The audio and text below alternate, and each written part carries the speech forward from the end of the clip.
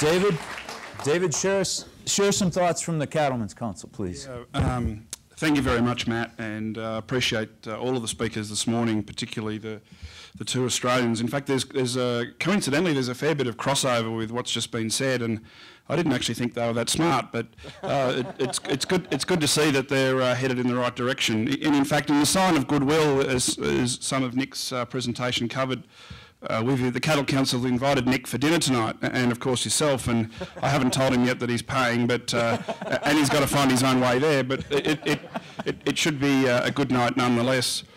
I want to thank you, Matt, for allowing us to sit down and give this talk. I think it gives a far better feel. Also, we've been eating too much while we're here, so the walk over to the lectern might have just been a little too far, and I've only just worked the chair out, so that's also been useful. Some people ask me, what do I do?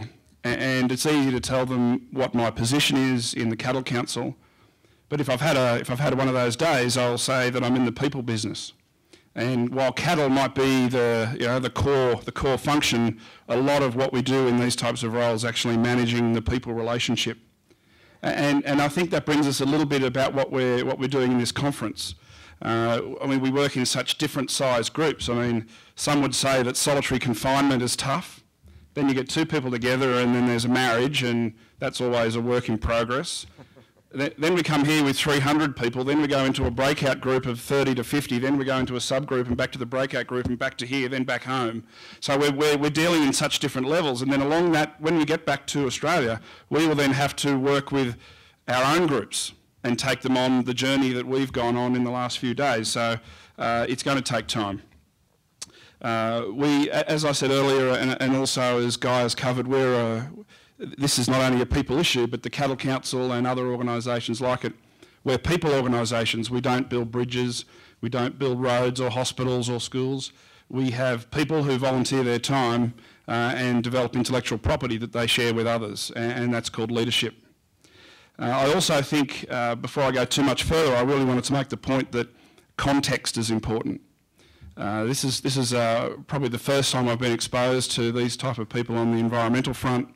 We, of course, would replicate this type of meeting on a smaller scale on animal welfare, on production costs, on marketing, on government regulation and red tape. The list just goes on and on. So this is just one part of it. I can only see that it's going to become a bigger part of our business and having our own members. Some of them are already there, people like Guy. No doubt there are many others like him, but being able to understand that they're stewards of the land and not necessarily owners of the land is going to be the message.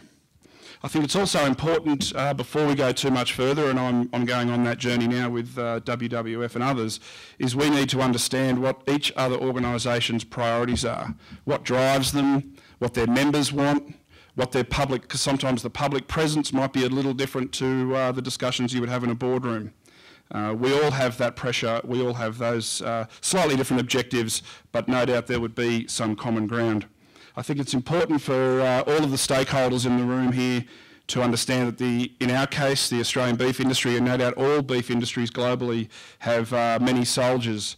We're proud and passionate of what we do, stewards of the land, and I think the challenge for the WWF, other environmental NGOs, our own organisation, is to motivate and empower those landholders with things like education, educating producers to, say, the next level of this type of information, which I would need to go on the same journey myself, is going to be important. And then education becomes knowledge. And what I like to say, that's the next step, and using your own knowledge to improve what you're doing. But sustainability, this has come out a fair bit during the conference, and I'm really pleased to hear this. Sustainability is not just the producer's role. Everybody that's in the supply chain, right up to the consumer, has something to do here. We all should be empowered to have some influence over, as Nick has just said, developing a sustainable global beef industry that all of us can be proud of, and particularly the consumers. I think finally, I just wanted to say that we will, and Nick's covered it again, fortuitously, there will be times when we disagree. If you'd seen me in Macy's yesterday buying my wife's shopping list, you would understand the definition of disagreement. So we all have disagreements, but it's about moving on and getting past those disagreements. And this is, I mean, you have to be professional. You don't take things personally. You have to, you represent your own industry, and sometimes your own members may not necessarily agree with everything that happens at the top end, but we have this portal on the global beef industry, what consumers around the world are thinking, and it's up to us to demonstrate leadership to move that back through the system. So I think there'll be, no doubt there'll be some people that may leave this conference disappointed, but I can assure you there'll be nobody from the Cattle Council that'll be disappointed, because we've learned a lot, we've made good contacts. I don't necessarily think this conference needs to come out with tangible numbers. I think it's about getting to know each other over time. It's about understanding, where we go to next as to, whether we focus on water or whether we focus on greenhouse gas emissions. I mean, every country has its own legislation, is on a different path. But I think for me, if we can just get some commonalities out there, somehow centralise the information through one office, I'm happy to have that discussion as where that might go. But I think the most important thing is keeping the communication and being genuine. Sub-agendas will not be popular. Certainly from us, if we see, I put it out there, if we see people we don't think are being genuine, well, we'll have to take them on. But let's hope that that certainly doesn't happen. There's certainly no evidence of that. We have other issues in Australia that we deal with in those lines, but this has been a very fruitful engagement, and we look forward to doing it again. Thank you.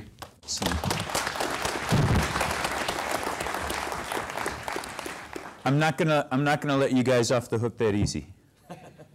Yeah. So once I get you up here, you're stuck, man. Go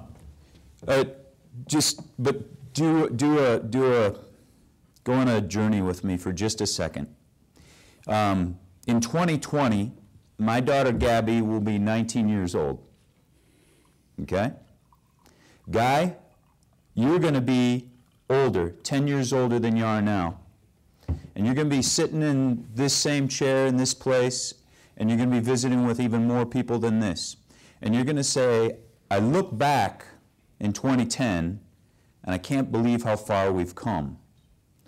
What are the 3 things that have happened in those 10 years? Thanks, Matt, and I guess happy birthday to your daughter, first of all. That's fantastic.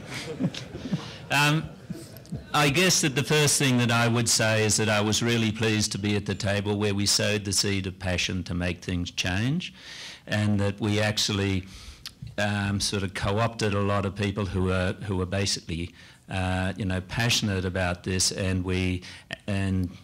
well, I guess that we sowed the seeds of change, and that they've basically borne fruit.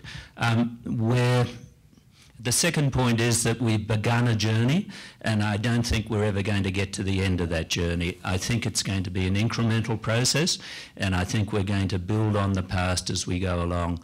There's no sort of definition of sustainability that I know that's actually basically fixed in stone. I don't honestly think at the end of the day that we absolutely know what it is. And so I think that we've sort of begun on a journey, and I think we're a fair way down the path. The other thing that I would like to say is that I think people up and down the chain will all be sort of basically rewarded for what they've been doing, that there will be value up and down the chain, and that basically the value is a shared value up and down. One of the things I tend to worry about a little bit is that if there's values there sort of basically that people can't capture. And I think what I would like to see is a value up and down the chain, and the sense that those people that participate are able to capture that value that they need. Excellent. Thank you very much, Guy. Nick, same question. What 2 things, though? He got 3, you got 2. You know where this is going, David, right? I think I might have bought myself a cattle ranch in 10 years' time. I think I want to learn about how you grow beef, and how I don't think until the conservation side really understands how you grow beef and then sell it through the value chain that we can really crack all the problems that we need to crack. But by 2020, I actually hope, the second thing is I actually hope I'm tired and energized, because over the next 10 years, we are just going to work so hard at saving some magnificent environments and creating a really robust industry. That's what I hope. Excellent. Thank you very much. David, one thing, 10 years from now, I'm really glad we got this done. For me, Matt, we would need to see, and I would expect to see, more producers at the grassroots level engaged in community activities. And I think globally we've lost some social currency, and the internet, I think, has driven that. People stay at home. In our case, they don't join their farming organisation because they can get information offline. And by doing that, I think they socially isolate themselves to some extent. Therefore, you don't learn from others, and producers learn best from producers. So we need to somehow repair that disconnect. And I think if we can do that, whether it's through education and knowledge, or service delivery, or a shared ambition, or multi-stake, all of the acronyms that we can think of, it won't just be the environment that will be the beneficiary, it will be the industry and rural communities generally. But I think that's the biggest challenge we have. Thank you very much. Well done.